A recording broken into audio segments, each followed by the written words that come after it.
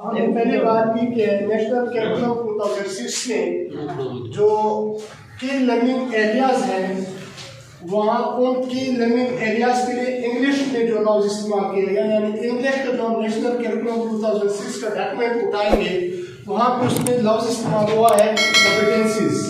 तो इंग्लिश की 5 कॉम्पिटेंसीज हैं उसमें। सबसे पहली कॉम्पिटेंसी जो है वो है रीडिंग एंड थिंकिंग स्किल्स। दूसरे नंबर पे है वो है राइटिंग स्किल्स। तीसरे पे हमारे पास है ओरल कम्युनिकेशन स्किल्स। इसमें दोनों आ जाते हैं, इसमें लिसनिंग भी आ जाती है और इसमें स्पीकिंग भी आ जाती है। Oral formal and lexical aspects of language. अब यहाँ पे इससे मुराद हमारी ग्रामर प्लस वोकैबुलरी है। और 5वीं जो हमारे पास कॉम्पिटेंसी है वो है accurate ethical and social development, यानी आपके बच्चे में मुनासिब अखलाकी और माशरती उसकी क्या करनी है, तरबियत करनी है। तो ये 5 जो कॉम्पिटेंसीज हैं ये नेशनल करिकुलम 2006 के डॉक्यूमेंट में इंग्लिश के हवाले से दी गई है। इसी तरह मैथमेटिक्स के हवाले से, और मैंने स्टार्ट में जिस तरह कहा था कि मैथमेटिक्स में की लर्निंग एरिया के लिए जो लफ्ज इस्तेमाल हुआ है वो स्टैंडर्ड का लफ्ज इस्तेमाल हुआ है। लिहाजा यहाँ पे मैंने मैथमेटिक्स स्टैंडर्ड्स की हेडिंग दी है और वहाँ पे इंग्लिश कॉम्पिटेंसीज की हेडिंग दी थी। तो यहाँ पे सबसे पहला स्टैंडर्ड जो है मैथमेटिक्स के हवाले से वो है नंबर्स। सेकेंड वन यहाँ पे है अलजबरा। तीसरा स्टैंडर्ड हमारे पास है मेजरमेंट्स एंड ज्योमेट्री। और चौथा स्टैंडर्ड हमारे पास है information handling.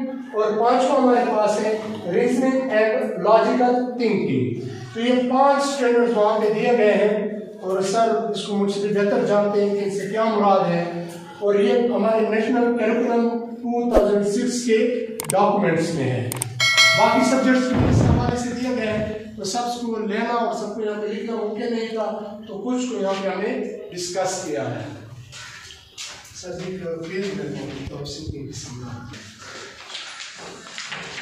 A syllabus examination will be conducted in the following 12 subjects.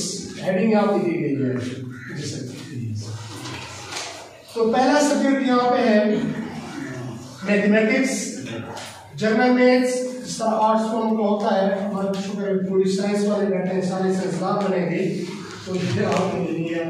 और तीसरे नंबर पे दिया गया इंग्लिश, चौथे पे है उर्दू, और उसके बाद 5वें पे इस्लामियात इलेक्टिव यानी लाजमी जो आपके पास है, जो यहाँ पे सब आप पढ़ाते हैं। इनमें जो एमसीक्यूज होंगे, पार्ट फर्स्ट जो होगा 15 नंबर के एमसीक्यूज होंगे पेपर में। सेक्शन बी में 24 नंबर के RRQ क्वेश्चंस होंगे। RRQ क्वेश्चन से हमारी मुराद रिस्ट्रिक्टेड रिस्पांस क्वेश्चंस, यानी आसान अल्फाज में शॉर्ट क्वेश्चंस। इसलिए इसको यहाँ पे RRQs लिखा गया है क्योंकि शॉर्ट क्वेश्चंस के लिए नेशनल करिकुलम 2006 के डॉक्यूमेंट में जो वर्ड इस्तेमाल किया गया वो इस्तेमाल किया गया RRQ क्वेश्चंस, यानी रिस्ट्रिक्टेड रिस्पांस क्वेश्चंस। और सी सेक्शन हमारे पास जो होगा वो होगा ERQ क्वेश्चंस, यानी एक्सटेंडेड रिस्पांस क्वेश्चंस, यानी जिनको हम सब्जेक्टिव टाइप क्वेश्चंस कहते हैं, एसेव टाइप क्वेश्चंस कहते हैं, या कॉम्प्रिहेंसिव क्वेश्चन जो हमारे होते हैं, तफसीली जो सवाल होते हैं वो होते हैं। तो इनके होंगे 36 नंबर और इन 5 मज़ामीन के टोटल मार्क्स होंगे हर सब्जेक्ट के 75 मार्क्स। फिर छठे नंबर पे, 7वें और 8वें पे फिजिक्स, केमिस्ट्री और बायोलॉजी तरतीब लिखे गए हैं। इनका सेक्शन 1 जो होगा वो 12 नंबर पर मुश्तमिल होगा, 12 मार्क्स का होगा, 12 एमसीक्यूज होंगे, 12 नंबर होंगे, यानी हर एमसीक्यूज का 1 ही नंबर होगा। यहाँ पे बी ऑप्शन जो है हमारे पास, यानी सेक्शन बी जो है उसके 32 मार्क्स होंगे। पेपर में 11 क्वेश्चंस दिए गए होंगे, 8 आपने करने होंगे, हर सवाल के 4 नंबर होंगे, तो 8 4 32। और हमारे पास सेक्शन सी जो है ERQ टाइप क्वेश्चंस वो होंगे, 4 दिए गए होंगे, 4 में 3 आपने करने होंगे और हर क्वेश्चन के 7 मार्क्स होंगे, तो 7 3 21। तो ये टोटल मार्क्स आपके फिजिक्स के पेपर के टोटल मार्क्स 65, केमिस्ट्री के 65 और बायोलॉजी के भी 65। 10 नंबर आपके प्रैक्टिकल के होंगे। इसके अलावा पाकिस्तान स्टडीज है या इस्लामियात है हमारे पास, ये 50 मार्क्स के होंगे, 50 नंबर के होंगे। पहला इनका सेक्शन जो होगा वो 10 नंबर का होगा, 10 एमसीक्यूज होंगे, हर एमसीक्यूज का 1 नंबर होगा। और इसका सेक्शन बी जो होगा हमारे पास उसके 24 नंबर होंगे यानी शॉर्ट क्वेश्चंस, और सी पार्ट जो हमारे पास है उसके होंगे 16 नंबर। अब इसके लिए एक और चीज भी बनाई गई थी जो अभी तक हमारे बोर्ड ने बोर्ड ने वेबसाइट पे अपलोड नहीं की। कल मैंने मुख्तलिफ बोर्ड्स की वेबसाइट चेक करता मर्दान बोर्ड्स की वेबसाइट पे ये चीज़ मुझे मिली और फिर मैंने कंफर्म कराया कि क्या हमारे बोर्ड का भी इसी पैटर्न के मुताबिक होगा या हमारा डिफरेंट होगा।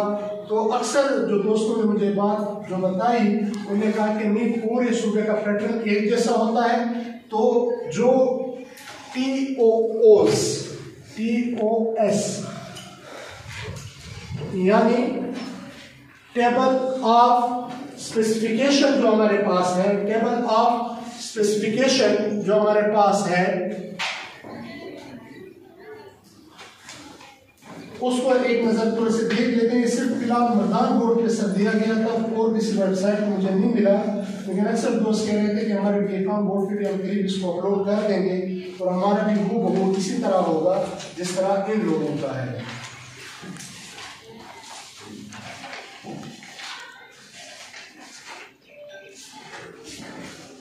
ये इंग्लिश में सब मैंने आपको दिया सर, टेबल ऑफ स्पेसिफिकेशन। जी सर, इसमें सबसे पहले दिया गया स्किल्स, एक खाना बनाया गया एक तरफ स्किल्स का, फिर बनाया गया टाइप्स ऑफ एटम्स का, फिर बनाया गया नंबर ऑफ एटम्स, फिर बनाया गया है मार्क्स फॉर ईच एटम और एंड पे लगाया गया है टोटल मार्क्स। तो पहले स्किल्स में उन्हें दी गई हमारे पास रीडिंग एंड फॉर्मल, लिसिकल, और जिस तरह हमने इस पर बात की थी इसमें हमारे ग्रामर और वोकैबुलरी आ जाती हैं। तो इस टाइप के एमसीक्यूज होंगे और टोटल एमसीक्यूज हमारे पास 15 होंगे टोटल एमसीक्यूज, और हर एक एमसीक्यूज का 1 मार्क होगा, 1 नंबर होगा और टोटल मार्क्स इसके 15 बन रहे हैं।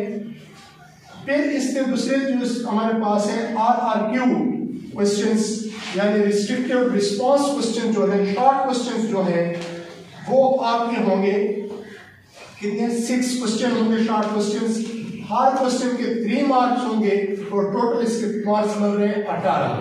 फिर उसके बाद है पैराग्राफ एक दिया गया होगा रीडिंग और क्रिटिकल थिंकिंग एंड राइटिंग के हवाले से, एक ही पैराग्राफ होगा उसको आपने अटेम्प्ट करना होगा, उसमें कोई चॉइस वगैरह नहीं है और इसके 5 नंबर है, टोटल भी 5 बनते हैं।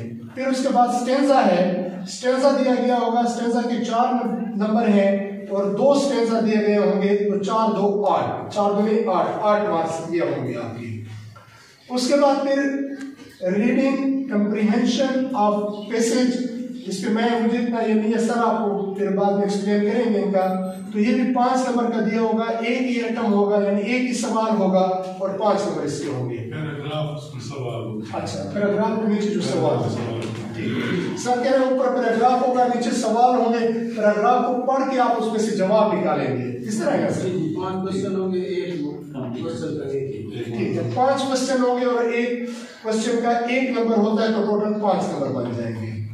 उसके बाद सेक्शन सी जो इसका है वो ARQ क्वेश्चंस, यानी जिस तरह पहले मैंने इस पे बात की कि इसको हम एक्सटेंडेड रिस्पांस क्वेश्चन भी बोलते हैं यानी एटम्स भी बोलते हैं, सब्जेक्टिव टाइप क्वेश्चंस भी इनको बोलते हैं और इनको हम कंप्रीहेंसिव क्वेश्चंस भी बोलते हैं। इसमें पहला सवाल जो दिया गया है वो होगा English to Urdu translation. English दी गई होगी, एक पैराग्राफ होगा, उसका आपने उर्दू में ट्रांसलेशन लिखनी होगी और ये आपके पास 2 एटम्स होंगे, मतलब 2 पैराग्राफ्स होंगे और हर पैराग्राफ के 3 नंबर होंगे, तो टोटल ये सवाल 6 नंबर का होगा। उसके बाद एप्लीकेशन या लेटर, ये अब सर आप एक्सप्लेन करेंगे, मेरे ख्याल में दोनों दिए हुए होंगे, एक आपने अटेम्प्ट करना होगा, एप्लीकेशन पे होगी लेटर पे होगा, इनमें से एक क्वेश्चन आपने अटेम्प्ट करना होगा, या आप एप्लीकेशन यानी दरखास्त लिखें या लेटर या खत लिखें। तो एक इसमें आपने अटेम्प्ट करना होगा, 6 नंबर का होगा टोटल ये क्वेश्चन। उसके बाद स्टोरी दी गई होगी, कहानी, वो कहानी आपने लिखनी होगी और उसके भी 6 नंबर होंगे। उसके बाद उर्दू दी गई होगी, उस उर्दू की आपने इंग्लिश बनानी होगी, यानी उर्दू इंग्लिश ट्रांसलेशन आपने करनी है। और यहाँ पे एक चीज लिखी गई है क्रिएटिव राइटिंग, इसका मतलब ये बुक वगैरह से नहीं होगी, वो अपनी मर्जी की देंगे, उर्दू कोई जुमले देंगे उसको आप ट्रांसलेट करेंगे इंग्लिश में। तो ये भी 6 नंबर का सवाल होगा। तो टोटल इस सेक्शन के जो मार्क्स बनेंगे 24 बनेंगे, सेक्शन बी के 36 और ए यानी एमसीक्यूज के बन रहे थे 15। तो कुल मिला के ये नंबर आपके बन रहे 75। अब नीचे एक चीज दी गई है, हमने जो डिस्कस किया था नॉलेज अंडरस्टैंडिंग, जिसको हमने नाम दिया था कम्प्रीहेंशन का, और तीसरी हमने की थी एप्लीकेशन। तो 3 टाइप के क्वेश्चंस पेपर में होंगे। 20% नंबर जो नॉलेज बेस्ड होंगे, यानी रट्टा का जिसको आपने याद किया होगा, 15 मार्क्स बनते हैं। अंडरस्टैंडिंग टाइप्स 40% इसमें सवाल लिए जाएंगे, यानी 30 मार्क्स का पेपर आपका जो होगा वो इस अंडरस्टैंडिंग टाइप का होगा। और आखिर के एप्लीकेशन 40 यानी 40% पेपर, अगर मैं मार्क्स की बात करूं तो 30 मार्क्स का पेपर यानी 30 नंबर का पेपर आपका एप्लीकेशन टाइप का होगा। तो इस तरह ये 3 टाइप के क्वेश्चंस होंगे हर सेक्शन में। ये सिर्फ ये नहीं है कि सिर्फ एक सेक्शन में, एमसीक्यूज में भी, शॉर्ट क्वेश्चन में भी और लॉन्ग क्वेश्चन में भी तीनों टाइप के सवाल दिए जाएंगे और ये आपका टोटल इस तरह पेपर होगा। फिर नीचे एक और चीज लिखी गई है डिफिकल्टी लेवल। इन सवालों के 3 लेवल्स होंगे डिफिकल्टी के हवाले से। डिफिकल्टी कहते हैं, वैसे डिफिकल्टी कहते हैं मुश्किल को ना। तो इसमें एक किस्म के सवाल होंगे इजी। अब इजी क्या है, कल मैं इस पे सर्च कर रहा था कि इजी से क्या मुराद है, मीडियम से और डिफिकल्ट से। तो इसकी तारीफ जो मेरे सामने आई है, तारिक अली से इस पे वो कर रहे थे, उनकी वीडियो में सुन रहा था, तो वो उस पर एक्सप्लेन कर रहे थे। टीचर उस वीडियो में सवाल करता है कि सर इस चीज को थोड़ा सा एक्सप्लेन करें कि यहाँ पे डिफिकल्टी लेवल से क्या मुराद है, इजी, मीडियम और डिफिकल्ट से। तो सर उनको जवाब दे रहे थे कि इजी हम उस क्वेश्चन को कहते हैं जो पेपर बनाने वाला माइंड में रख कर ये सोच कर रखता है, वो सवाल जब वो पेपर में देता है कि तकरीबन मोर देन 80% स्टूडेंट इस सवाल को कर लेंगे, कि 80% से ज्यादा बच्चे इस सवाल को हल कर लेंगे, तो वो उसके नजदीक इजी क्वेश्चन होता है।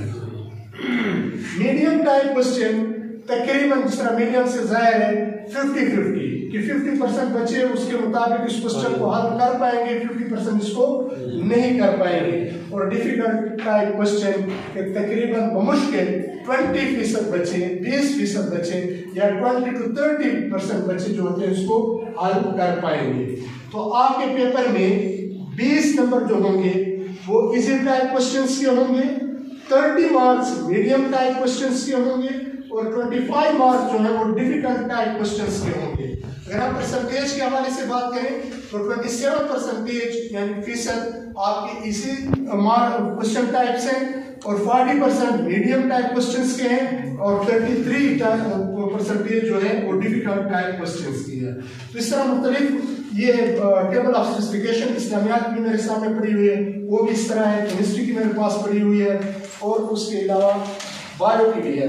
बाकी मैं सर्च कर रहा था बाकी मज़ामीन की, कल वो उस वेबसाइट पे मेरे सामने नहीं आई, तो जो मेरे सामने आई थी सर वो मैंने डाउनलोड की है, मेरे पास है और सुन ये रहेंगे करीब ये काम वो भी इंशाअल्लाह ताला अपनी वेबसाइट पे अपलोड कर देगा। सिर्फ एक बात करके खत्म करूँगा, करिकुलम डॉक्यूमेंट जो हम बार बार उसका जिक्र कर रहे हैं कि नेशनल करिकुलम डॉक्यूमेंट 2006 की हमारे एसएलओ जो है यानी स्टूडेंट लर्निंग आउटकम, उसका ताल्लुक भी इसी नेशनल करिकुलम डॉक्यूमेंट 2006 से ही है। यही एसएलओ टाइप क्वेश्चन अगर हमने इसको समझना है तो बड़ी तफसील से हर सब्जेक्ट के लिए, मैं फिर वाज़ेह करूंगा कि हर सब्जेक्ट के लिए नेशनल करिकुलम डॉक्यूमेंट 2006 अलग अलग बनाया गया है। फिजिक्स के लिए अलहदा है, केमिस्ट्री के लिए अलहदा है, इस्लामियात के लिए अलहदा है, इंग्लिश के लिए अलहदा है। तो अगर हर सब्जेक्ट के लिए हमें एसएलओ देखनी है, उस टाइप के क्वेश्चंस देखने हैं या स्टूडेंट उस टाइप के हमें तैयार करना है तो वो हमें गाइडलाइन मिलेगी नेशनल करिकुलम 2006 के डॉक्यूमेंट से। उसके अलावा वहाँ पे करिकुलम मेथडोलॉजी भी दी गई है हम लोगों के लिए कि हमने कैसे स्टूडेंट्स को उसको पढ़ाना है। इसी डॉक्यूमेंट के अंदर असेसमेंट भी दी गई है कि हमने कैसे लड़कों की असेसमेंट करनी है, गाइडलाइन भी दी गई है और आखिर पे यहीं पर टीचर ट्रेनिंग भी दी गई है। इस हवाले से भी चीज़ें इसमें मौजूद हैं। तो इन्हीं अल्फाज के साथ काम करूँगा।